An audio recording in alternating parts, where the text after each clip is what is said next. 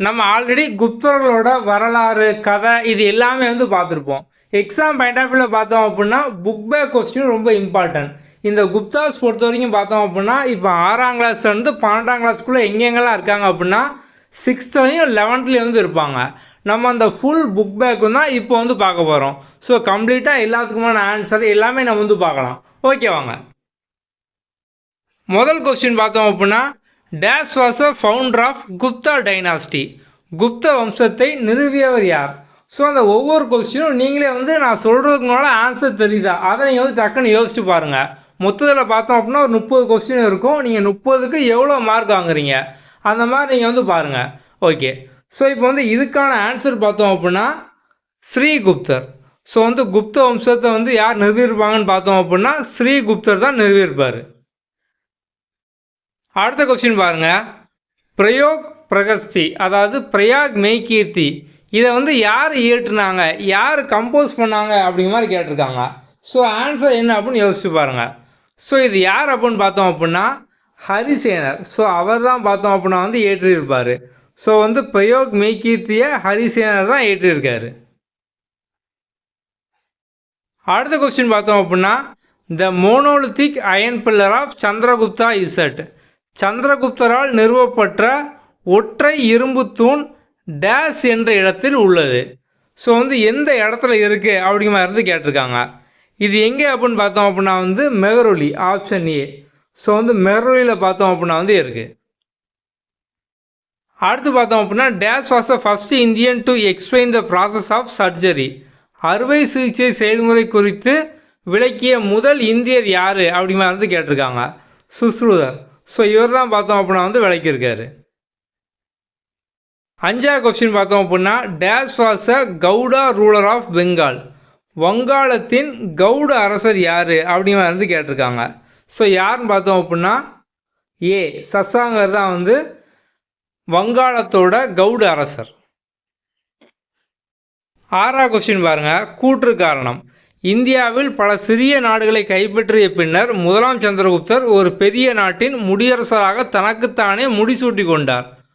காரணம், முதலாம் சந்திரகுப்தர் லிச்சாவி குடும்பத்தை சேர்ந்த குமாரதேவியை மணம் முடித்தார். இப்போ இந்த ரெண்டுமே பார்த்தோம் அப்படின்னா வந்து கரெக்டு. ஓகே, ஸோ நம்ம இந்த கதையிலே வந்து பார்த்துருப்போம். அந்த லிச்சாவி குடும்பம் அப்படிங்கிற பார்த்தோம் அப்படின்னா வந்து பெரிய குடும்பம். ஸோ வந்து அந்த குடும்பத்திலே நம்ம வந்து பொண்ணு எடுத்துட்டோம் அப்படிங்கிற மாதிரி அவங்க வந்து லிச்சாவை அப்படிங்கிற மாதிரி ஒரு நாணயம்லாம் வந்து விடுவாங்க. ஸோ அந்த காயின்லாம் விட்டு அதில் வந்து இந்த குறிப்பெலாம் பார்த்தோம் அப்படின்னா வந்து இருக்கும்.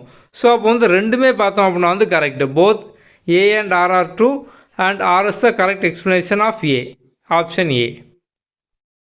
அடுத்த கொஸ்டின் பாருங்கள், 2 ஸ்டேட்மெண்ட் வந்து கொடுத்துருக்காங்க. ஒன்று பார்த்தோம் அப்படின்னா தென்னிந்திய அரசர்களோடு 2ஆம் சந்திரகுப்தர் சுமூகமான உறவை கொண்டிருக்கவில்லை அப்படின்ட்டு இருக்காங்க. ஆனால் ஆக்சுவலாக பார்த்தோம் அப்படின்னா தென்னிந்திய அரசர் கூட சுமூகமான உறவில் தான் வந்து இருந்திருப்பாங்க.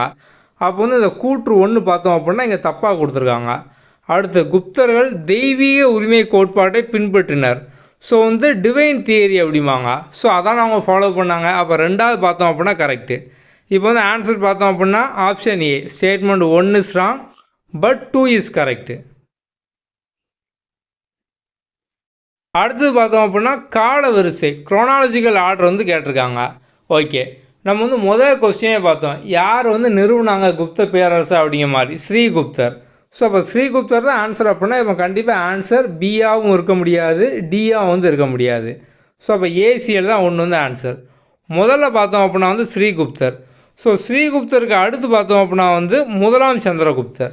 ஸோ அப்போ ஏ தான் பார்த்தோம் அப்படின்னா வந்து ஆன்சர். அவ்வளோதான், சிம்பிள். அதுக்கப்புறம் சமுத்திரகுப்தர், அதுக்கப்புறம் விக்ரமாதித்யர். அடுத்தும் பார்த்தோம் அப்படின்னா 2 ஸ்டேட்மெண்ட் வந்து கொடுத்துருக்காங்க. அதிக வட்டிக்கு பணத்தை கடன் வாங்கும் முறை பழக்கத்தில் இருந்தது. ஸோ இது பார்த்தோம் அப்படின்னா பழக்கத்தில் வந்து இருந்திருக்கும். ஓகே, ஸோ அடுத்து பார்த்தோம் அப்படின்னா மட்பாண்டம் செய்தலும் சுரங்கம் தோண்டுதலும் செழித்துவங்கிய தொழில்கள். ஸோ வந்து சுரங்கம் தோண்டுதல் இதெல்லாம் பார்த்தோம் அப்படின்னா வந்து கொடுத்துருக்க மாட்டாங்க. அப்போ 1வது மட்டும் தான் பார்த்தோம் அப்படின்னா வந்து கரெக்டு. ஆப்ஷன் ஏ தான் பார்த்தோம் அப்படின்னா ஆன்சர். அடுத்து பார்த்தோம் அப்படின்னா dash the king of Ceylon was contemporary of சமுத்திரகுப்தர். ஸோ சமுத்திரகுப்தரோட சமகாலத்தில் இருந்த இலங்கை அரசர் அந்த கதையில் நம்ம வந்து படிச்சிருப்போம். ஸ்ரீ மேகவர்மன் அப்படிங்கிற ஒருத்தர். ஸோ ஆன்சர் பார்த்தோம் அப்படின்னா ஸ்ரீ மேகவர்மன். அடுத்த கொஸ்டின் பாருங்கள், 2ஆம் சந்திரகுப்தரின் ஆட்சியின் போது சீனாவை சேர்ந்த பௌத்த துறவி இந்தியாவிற்கு வந்தார். ஸோ யார் வந்திருப்பாங்க? ஃபாஹியான் வந்து வந்திருப்பார். ஸோ அப்போ வந்து ஆன்சர் பார்த்தோம் அப்படின்னா ஃபாஹியான். அடுத்தது பார்த்தோம் அப்படின்னா யாருடைய படையெடுப்பு குப்தர்களின் வீழ்ச்சிக்கு வழிகொலியது? Dash invasion led to the downfall of Gupta empire. So வந்து யாரோட படையெடுப்பு? ஹன்ஸ். ஸோ வந்து அவங்களோட படையெடுப்பு தான் பார்த்தோம் அப்படின்னா இவங்களோட வீழ்ச்சிக்கு வந்து காரணமாக இருந்துச்சு, ஹன்ஸ். அடுத்தது பார்த்தோம் அப்படின்னா dash was a main revenue of government. அரசாங்கத்தோட முக்கிய வருவாய் பார்த்தோம் அப்படின்னா லேண்ட் டேக்ஸு, நில வரி, நில வருவாய், அதான் பார்த்தோம் அப்படின்னா அவங்களோட முக்கியமான வருமானமாக வந்து இருந்திருக்கும். அஃபீஷியல் லாங்குவேஜ் ஆஃப் குப்தா, குப்தர்களோட அலுவலக மொழி. ஸோ எது அப்படின்னு பார்த்தோம் அப்படின்னா சமஸ்கிருதம், சான்ஸ்கிரிட். அடுத்தது dash the Pallava king was defeated by Samudragupta. Pallava அரசர் யார் சமுத்திரகுப்தரால் தோற்கடிக்கப்பட்டார்? ஸோ யாருன்னு பார்த்தோம் அப்படின்னா வந்து விஷ்ணுகோபன். அடுத்த question dash was the popular king of Vardhana dynasty. வர்தன அரச வம்சத்தின் புகழ்பெற்ற அரசர் யார்? ஹர்ஷா. அடுத்த கொஸ்டின் பாருங்கள். Harsha shifted his capital from dash to Kannauj. ஹர்ஷர் வந்து அவரோட தலைநகரத்தை எங்கே இருந்து கன்னோஜுக்கு மாற்றினார் அப்படிங்கிற மாதிரி கேட்டிருக்காங்க. ஸோ தானேஸ்வர்லேருந்து பார்த்தோம் அப்படின்னா கன்னோஜுக்கு மாற்றிருப்பார். ஸோ புக்கில் பார்த்தோம் அப்படின்னா இந்த ட்ரூ ஆர் ஃபால்ஸ், சரியா தவறா, இதுவும் வந்து கேட்டிருப்பாங்க. இப்போ எக்ஸாமில் அந்த மாதிரி கேட்காட்டாலும் இப்போ இதை பேஸ் பண்ணி ஒரு ஃபில் த பிளாங்க்ஸ் மாதிரியோ அப்படிலாம் வந்து ஒரு ஸ்டேட்மெண்ட்லேயே வந்து கேட்கலாம். Dhanvantari was a famous scholar in the field of medicine. நிறைய டைம் இது வந்து மேட்ச்சில் வந்து கேட்டிருக்காங்க. இது கரெக்டாக தப்பா? தன்வந்திரி வந்து மருத்துவத்துறையில் ஒரு புகழ்பெற்ற அறிஞராக திகழ்ந்தார். ஸோ சரி. ஸோ அவர் பார்த்தோம் அப்படின்னா மருத்துவத்துறை தான் தன்வந்திரி அப்படிங்கிறவங்க. நிறைய ஹாஸ்பிட்டலுக்கு பேர் கூட இப்போ பார்த்தோம் அப்படின்னா இந்த பேர் வந்து வச்சுருப்பாங்க. அடுத்த கொஸ்டின் பாருங்கள். The structural temple built the Gupta period resemble the Indo Aryan style. குப்தர் காலத்தில் கட்டப்பட்ட கட்டுமான கோயில்கள் இந்தோ ஆரிய பாணியை ஒத்துள்ளன. ஸோ அது வந்து இந்தோ ஆரிய பாணி அப்படி மாதிரி கொடுத்துருக்காங்க. ஆக்சுவலாக பார்த்தோம் அப்படின்னா இந்தோ ஆரிய பாணியில் வந்து இருக்காது, ஒரு திராவிட பாணி. ஸோ திராவிடியன் ஸ்டைலில் பார்த்தோம் அப்படின்னா வந்து இருக்கும். 20வது பாருங்கள். சதி was not in practice in the Gupta empire. Gupta ஆட்சி காலத்தில் உடன்கட்டை ஏறுதல் வந்து இல்லை அப்படிங்காங்க. ஸோ கணவர் இறந்தோடனே பெண்ணையும் பார்த்தோம் அப்படின்னா தீயில் வந்து போட்டுருவாங்க, அது இல்லை அப்படிங்காங்க. ஆனால் ஆக்சுவலாக அங்கே வந்து இருந்துச்சு. ஸோ அப்போ சதி பார்த்தோம் அப்படின்னா ஃபாலோ பண்ணாங்க, இது பார்த்தோம் அப்படின்னா ஃபால்ஸ். அடுத்து பாருங்கள். Harsha belong to Hinayana school of thought.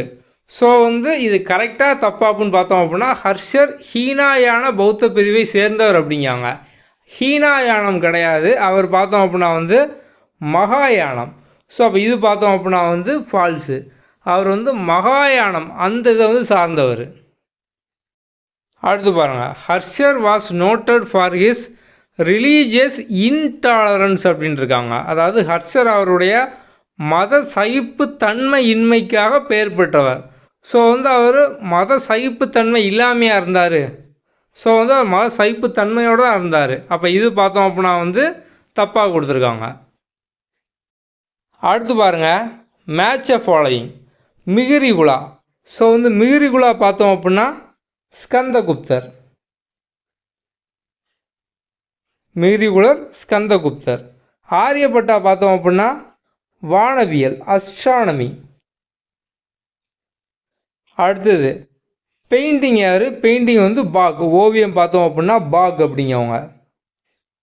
அடுத்து நாலந்தா யூனிவர்சிட்டி பார்த்தோம் அப்படின்னா குமாரகுப்தா, அவர் தான் பார்த்தோம் அப்படின்னா வந்து அது வந்து ஆரம்பிச்சிருப்பார். அதுக்கப்புறம் வந்து சார்த்தவாகா பார்த்தோம் அப்படின்னா இடம் விட்டு இடம். ஸோ வந்து ரெண்டு எண்ணம் வந்து உண்டு. ஒருத்தங்க பார்த்தோம் அப்படின்னா ஒரே இடத்துல சிரேஷ்டி அப்படிம்பாங்க, சீராக ஒரே இடத்துல வந்து வியாபாரம் பண்ணுவாங்க.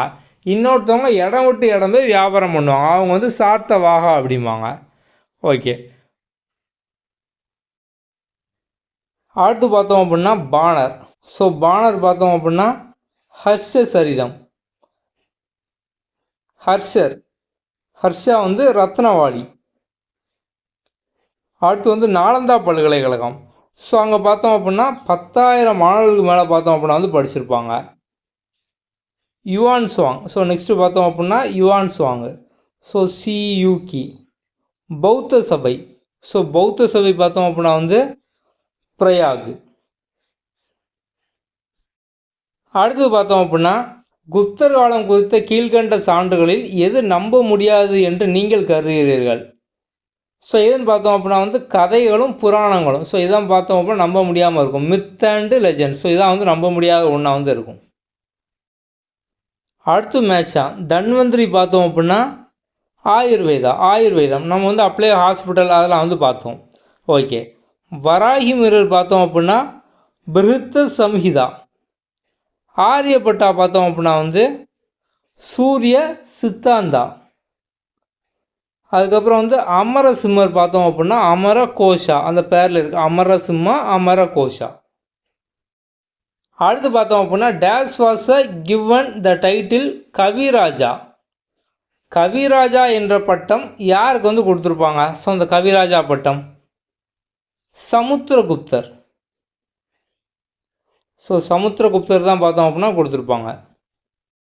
அடுத்தது பார்த்தோம் அப்படின்னா a Chinese traveller presented an idyllic picture of Indian society in 5th century. Days என்ற சீன பயணி பொதுவாண்டு 5ஆம் நூற்றாண்டின் இந்திய சமூகத்தை குறித்து விரிவாக எழுதியுள்ளார். ஸோ யார் பார்த்தோம் அப்படின்னா வந்து ஃபாஹியான்.